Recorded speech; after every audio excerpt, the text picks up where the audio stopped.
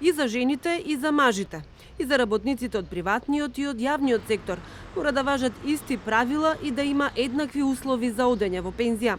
Намерата на владата да ги испрати во пензија жените од јавниот сектор на 62 години, а мажите на 64, ќе ги стави во нерамноправна положба и во однос на полот и во однос на секторот каде работат. Ваквата дискриминација меѓу мажите и жените еднаш падна на Уставен суд. Дел од професорите по трудово право сега велат дека законодавецот треба да биде внимателен во носењето на новите решенија, зашто работникот е работник и не смее да има разлика ниту по пол, ниту по сектор. Сметам дека има основи и има услови да се појави прашањето за одреден степен на дискриминација, така да не сум сигурен колку би било паметно носењето на едно такво решение, каде што ќе се направи разлика меѓу вработените во приватниот и јавниот сектор, особено доколку се има предвид еден од основните принципи на трудовото право или поточно кажано на работните односи, основните принципи, постулати да кажам, а тоа е постулатот на единственост на работниот однос.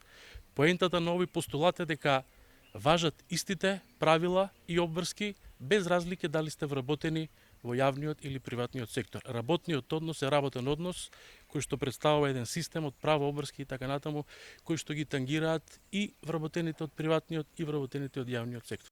Синдикатот не го коментира ваквото решение на владата се додека не го види на хартија. Оттаму велат дека работниците не смеат со сила да се држат на работа и доколку жените сакаат да се пензионираат на 62, а мажите на 64 години, работодавачот е должен да им дозволи. Ова сега важи и за јавниот и за приватниот сектор.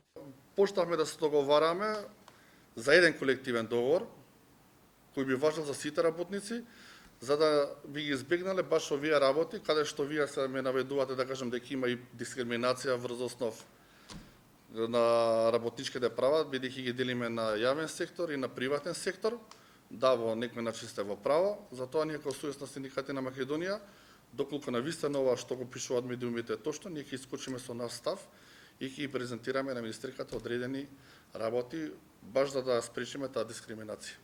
Синдикатот бара враќање на стажот како услов за пензионирање и тоа жените да се пензионираат кога ќе наполнат 35 години работен стаж, а мажите по 40 години работа, без оглед колку години имаат, предвремена старосна пензија по возраст и докупна стаж. Владата сега најавува само задолжително пензионирање што ќе стартува веќе од следната година. По владината програма стои дека во јавниот сектор ќе биде задолжително пензионирањето за жените на 62, а за мажите на 64 години. Тоа го потврди министерката за труд Јагода Шахпаска. Заев пак во јавните говори тоа не го кажал, но рече дека ваквите измени се потребни за да се намали бројот меѓу другото на вработените во образованието, каде според него секоја година бројот се зголемува за 30%, а за исто толку опаѓа бројот на ученици.